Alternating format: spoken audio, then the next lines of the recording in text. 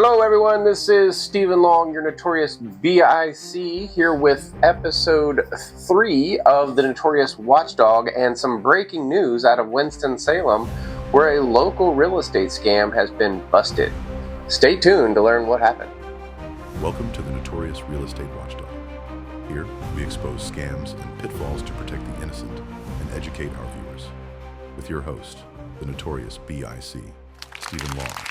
Local police here in Winston-Salem have charged a man, Khalil Nadir Rynes, with 13 counts of obtaining property by false pretense.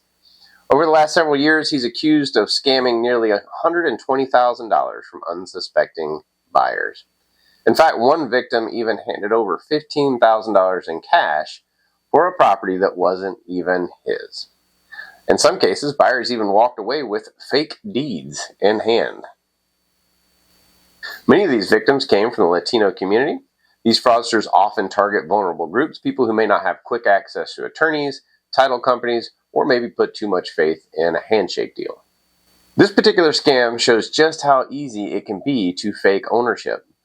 As I told you, they were walking away with deeds because in the county register of deeds, they often have to accept any document if it meets their minimal requirements, even if they're fraudulent. Oftentimes a deed is recorded, and once a false deed is recorded, fixing it can take months and sometimes even court battles to get that out of the public record. A couple of red flags that buyers and brokers should be watching for. If you have a seller who's reluctant to allow you to do a title search or to get with an attorney, that should be a huge red flag.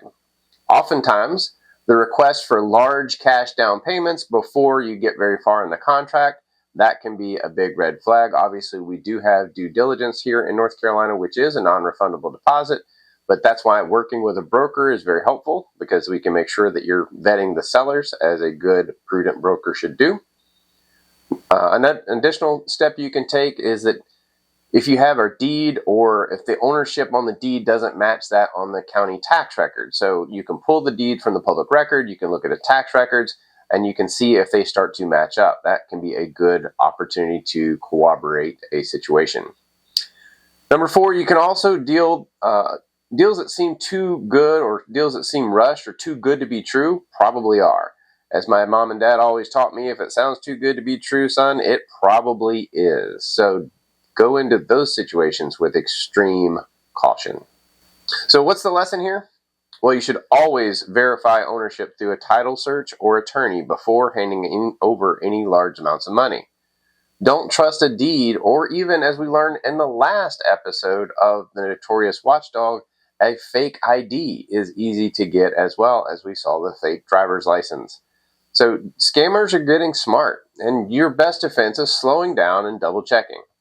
Real estate brokers should vet their clients to make sure they are bona fide and that they own the property that they're selling.